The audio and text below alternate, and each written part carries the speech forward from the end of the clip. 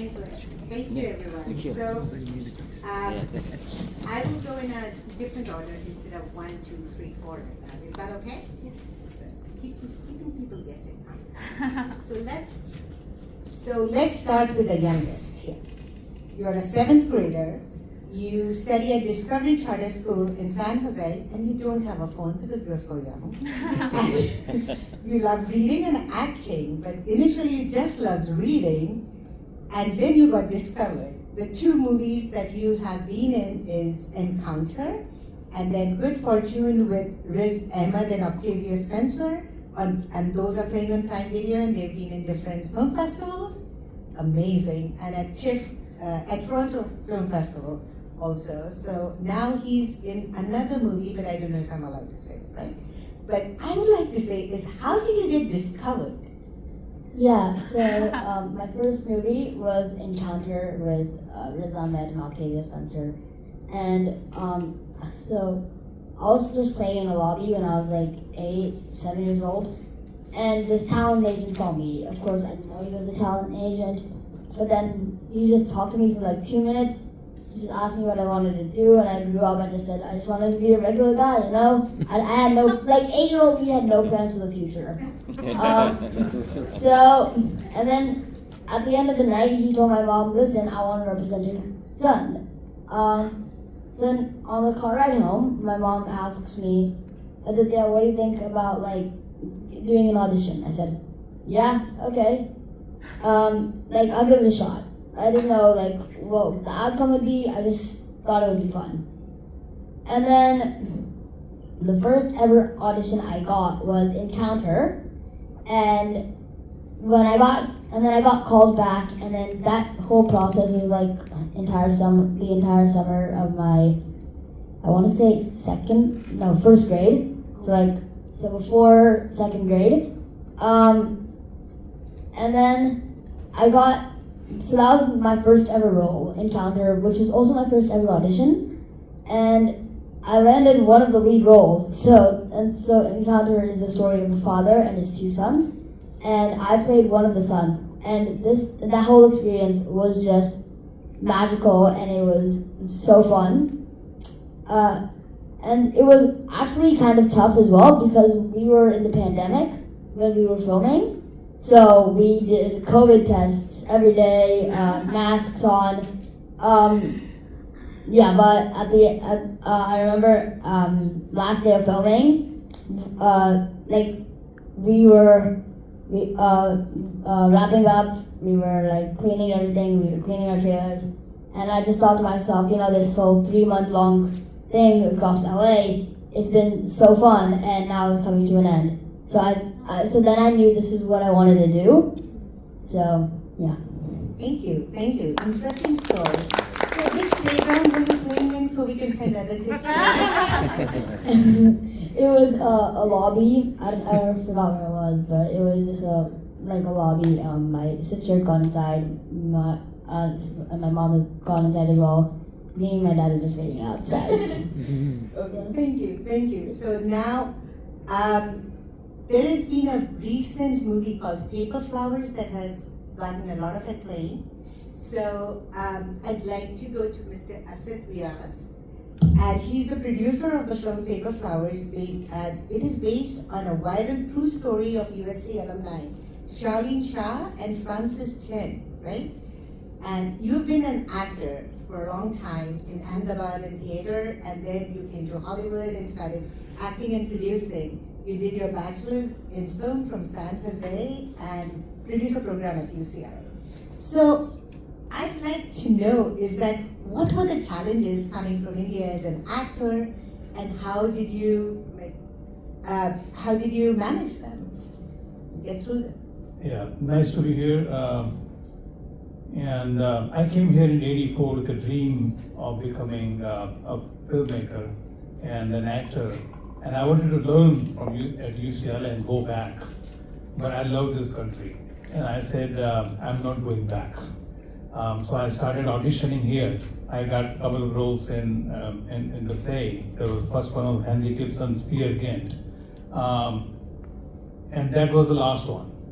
Because that time it was for a brown guy like me with a heavy accent, there were no roles available in 1984. So then I decided to take a safer route. I thought, let's make money, let's raise family, and then we'll worry about film and acting. So I became a franchisee of Burger King. I had like 10 Burger Kings in short time in Bay Area, San Jose. I made good money, so I went back to school.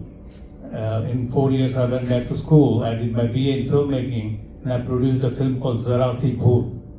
That was the first Bollywood film made in Hollywood, and I made that. But the thing is, I lost all my money, all my investment. So my wife told me that no, you are not going to make another film now. This is not for you. You know, the signs are not good. You came to become a filmmaker, actor, and again you tried it, but this is not for you. So you focus on that. So then basically she inspired me to sell Burger King, and we moved to Connecticut, so I cannot get involved in Hollywood and Bollywood. So I acquired 2 or 3 markets, Rhode Island and Connecticut, and some part of Massachusetts. I became a franchise of Pizza Hut. And so here I wanted to have I had a long-held dream of becoming an actor and a producer. But what happened that after my kids were all independent, they were gone, when we were empty nesters, I told my wife that this is my time. If I can do it now, and I was 60 that time. So at 60, I moved to from Connecticut. I sold everything. I moved back, and I joined UCLA Producers Program. And I started looking for stories. And actually this story, Charlene's story, fell in my lap because he was my extended family member. And I'm thrilled to be here actually because he spent 4 years of his life here.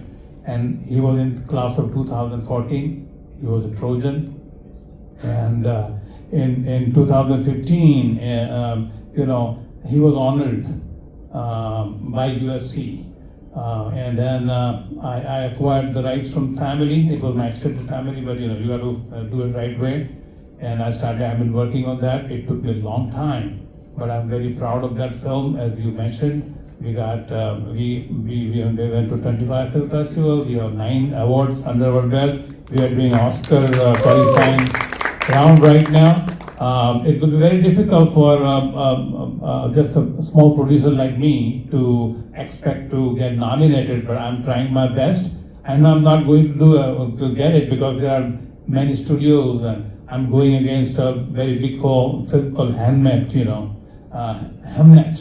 And I'm focusing on basically adapted screenplay category.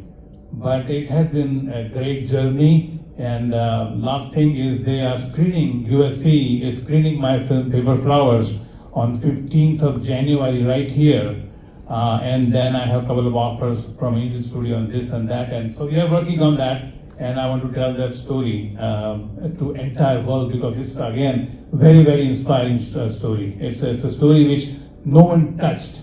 And it's the story which can change lives. It changed my life, Thank you. Thank you. I have a question for you. Are you vegetarian? Yes, I am. And did you become a franchisee of Burger King Pizza? I admire that. Thank you. Now, as you have the mic, Sonali had the mic, so I can talk about Sonali. And Robin, you'll be. No worries. Okay. So Sonali grew up dancing and singing, and in the East Coast, and then she got a degree in finance. But 8 years ago, she moved to LA and became a thriving actor. So, Tamron Hall, the podcaster, calls her the leading lady, a multi-talented lady. And she's also the leading lady in a show called Virgins, which is on HBO Max, Discovery Plus, and Hulu. So, I am wondering, with a finance degree and trying to become an actor, what influenced your path to take this? Thank you. Hi, Smita. We met years ago back in New York. Yeah. We connected up here. Yes, hi everyone. My name is Sonali. I have a finance degree. because my parents would not let me study theater. I was not as lucky as Kavi. And I didn't want to be a doctor, engineer, or lawyer, so I wanted to make money, and so it was finance. But eventually I went from finance to film in the interest of happiness. They don't teach us in school about happiness. They teach you in school how to make money, which is important, but happiness is important too. And we only have one life. You gotta do what you love. Thank you, thank you. So now I'd like to introduce, so similar to Sonali, I got an offer to be the younger sister of Jayaprada in Sargam, and Rishi Kapoor had some takes, but my parents said, no. Girls from upper middle class do not go into movies, and you are too smart to become, you should be a doctor or engineer. Yeah, my parents said the same thing, you gotta get a real job. But then who paid for my Bharatanatyam and Kathak lessons? Who brought up the Bollywood movies? Like, that's what influenced me. I grew up watching those movies and I was like, I want to do that when I grow up. Parents. Thank you, Sonali. And you? So, Robin is the director of development here at the Thornton School of Music, and then he also teaches at Claremont Graduate School. He teaches music there. He's an accomplished tabla player, and he studied under Swapan Chaudhary, and he is also a Fulbright research scholar, and so you have so many different facets of life that you are doing, and you are working as a development director as well as a teacher for music. Which one you like best, and what would you say is how did you get into this music, and since when? Thank you so much, Smita. Thank you all for organizing this. It's really an honor to be here on stage with so many amazing people. I'll just say that it's an interesting question. You know, tabla is really, it's an instrument, it's a drum, but it's more importantly, it's a portal into a higher dimension way of thinking. I look at the instrument more as a language. It is a language actually before an actual instrument. You learn to speak, you learn to digest this language, and it is transmitted to you through the presence of a master. There's only really one way to learn tabla, and that is by sitting at the feet of the master. So you surrender to this, and if the instrument speaks to you, you learn to speak the language, and it opens a doorway. So it has actually been an interesting journey for me. I actually got into tabla much later in life. You know, I started studying seriously, and it came after meeting Ustad Zakir Hussain up in the Bay Area. He directed me to go to the Ali Akbar College of Music, where he was the first tabla teacher back in the 70s and the 80s. And so I started my journey there.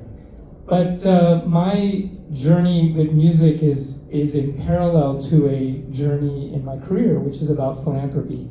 I basically work with money every day.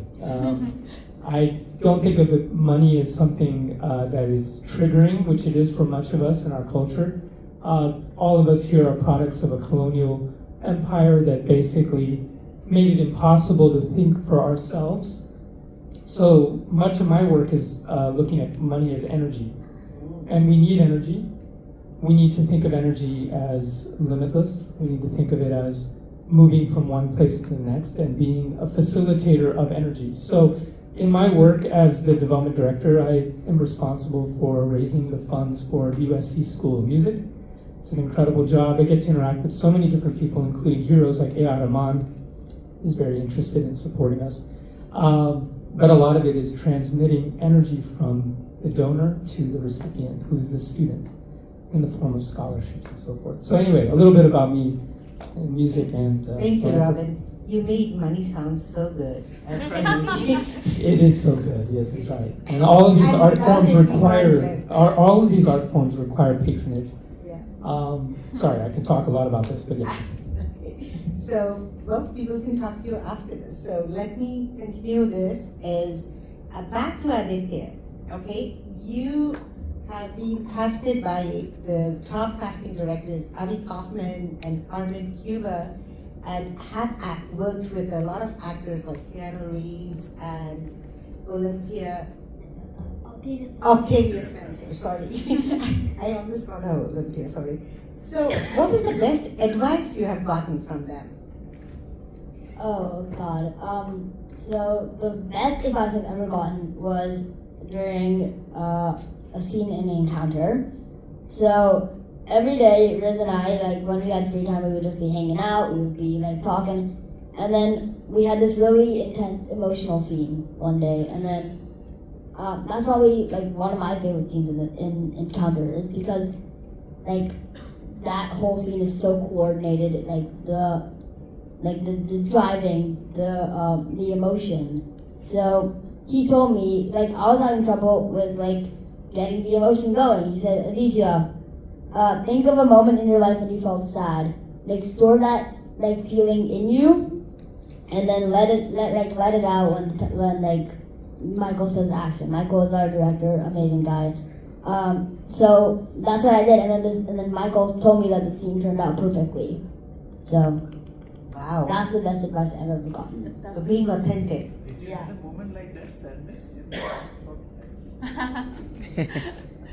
So thank you, Aditya. That was a very, very nice answer, because I think we all can do that advice, take that advice in a way. So be authentic and be the character that you want. So the next question that I have is for Asit. One of the questions I wanted to ask you is, what impact do you hope to make in your industry in Canada Council of that? I want to make impact film. This is the impact film, and I'm at that age group now. That's what I want to do. I want to leave the legacy behind. I think Shaleen, he passed away at the age of 22, and he left the legacy. I'm 60 plus, and I will just do my work. I'll do my karma, and with the intention to inspire people to make the life a world a little better place. And whatever comes along, I'm just going to do my best with that. So that's the advice to the future generation. For the future generation, watch my film, because this film will guide you, will guide the future generation. 3 things. Number 1 is have a gratitude in life, because we forget to have a gratitude. Number 2 is live in the moment. We don't live in the present, we live in either the past or future, and it creates anxiety or stress. If you live in the moment, you are always happy. And the third thing is love unconditionally. So that's the whole story actually of my film, and that is a good message for the future generation. Thank you. Cheers to that. So, we talked about general films, but we are South Asians, and I, for one, think of it as my superpower. I'm really proud of being a South Asian, because when I go into a meeting, they don't have preconceived notions in terms of what I can do and what I can't do. So I would like to ask Robin and Sonali, more like, one is, how does your South Asian identity have influenced your work? So who would like to take? Okay. So I was born and raised in New Jersey. My parents are from Kolkata, India. I'm Bengali. At home, growing up, it was the Indian culture. At school and in the outer world, it's the American culture. To this day, as an adult, I consider being Indian American a blessing and a curse. I actually call myself an Indian sweetheart when it comes to my personal life, but an American savage when it comes to my professional life. So with that said, I came here for acting 8 years ago, as did a lot of people. A lot of people come to LA me for acting, right? But I opened my mind to other forms of entertainment. Think of entertainment like a house. There's different forms of entertainment: acting, dancing, which is what I grew up doing, modeling, hosting, stand-up comedy, reality TV. So I opened my mind, and I have found over the past 8 years that reality TV is my fortitude and my strength. And so if you Google my name, I am known as the millennial virgin, which is a quality everybody has until some point in life. I don't know about all of you, but for me, my well-intentioned parents from Kolkata, India, they did not let me date growing up. They themselves had an arranged marriage. My dad is older, the breadwinner. So no dating. I was told boys are bad. SEX is bad. It happens after marriage. Even in the 90s, those Bollywood movies, they did not even show kissing back then, right? It was just a turn away. I did not go to prom, I wasn't allowed. I did not dorm on campus during college. At the time, my dad said it was because of financial reasons, and he was right. Room and board can be just as expensive as tuition. But then later on, I put two and two together. He did not want me dorming on campus because what happens on college campuses? Lots of hanky-panky. So yeah, fast forward to now, adulthood, I'm in my mid-30s now. I think dating is a life skill, dating is difficult, so hence I run on dating shows to find love, and apparently American media and entertainment is fascinated by me. So yeah. So being South Asian has worked out for you on this. Yeah, absolutely, yeah. So on my latest show, Virgins, it's on TLC, Hulu, HBO Max, and Discovery Plus. It follows 4 virgins, and we're all in our 30s and 40s.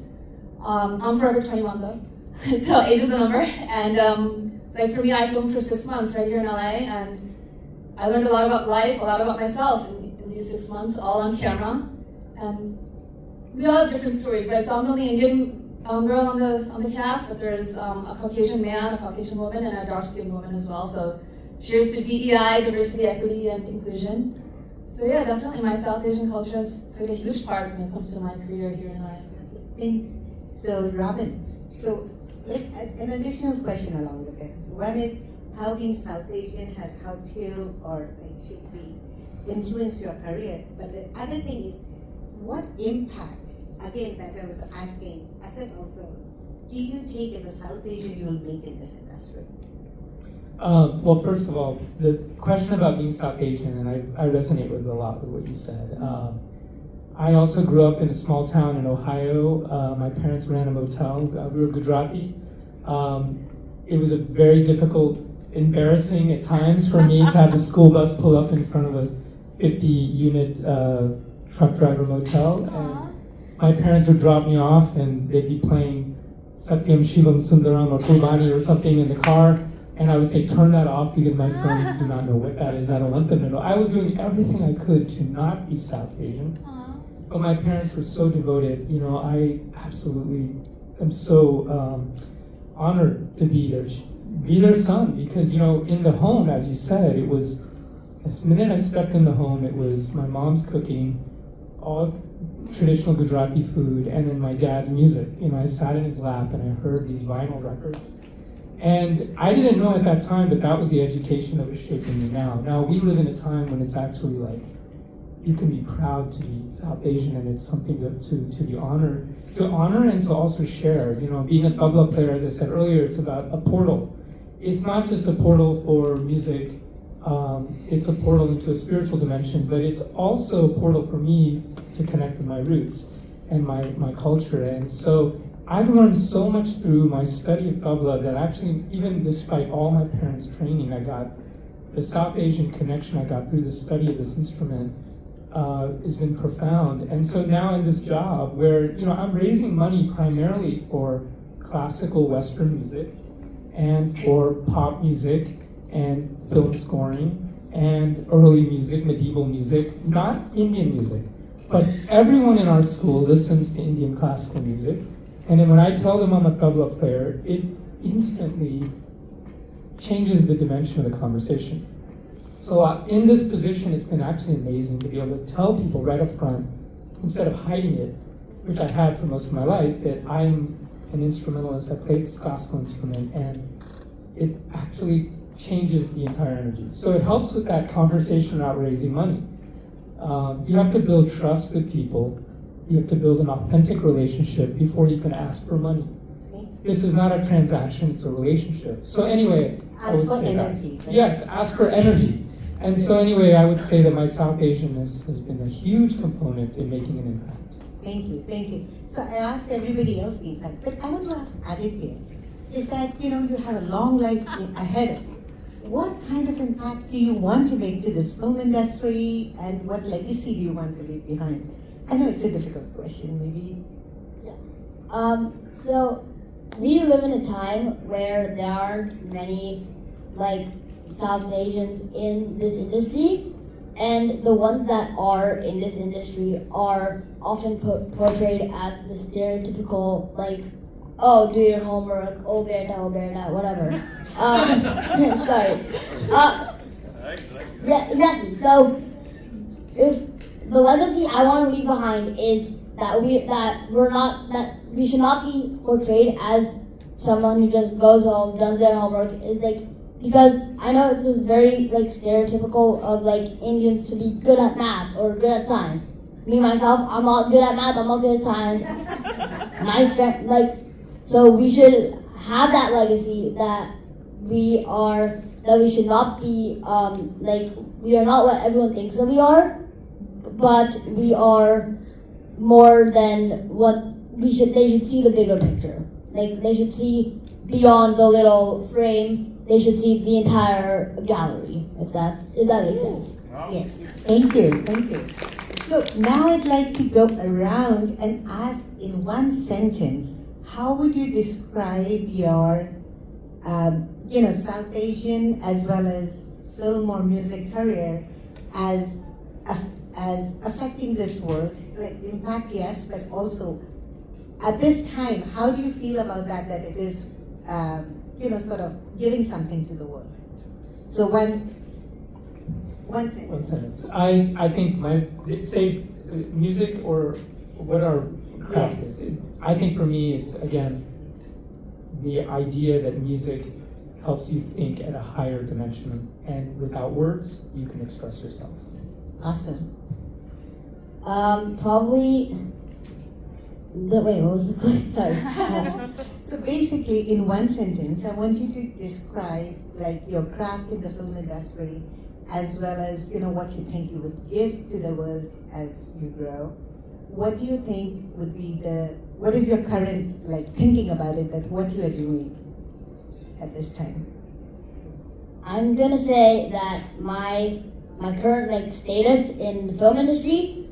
I'm gonna say that I have been very lucky to have been cast in environments that have like nice and caring people. So probably just keep that going.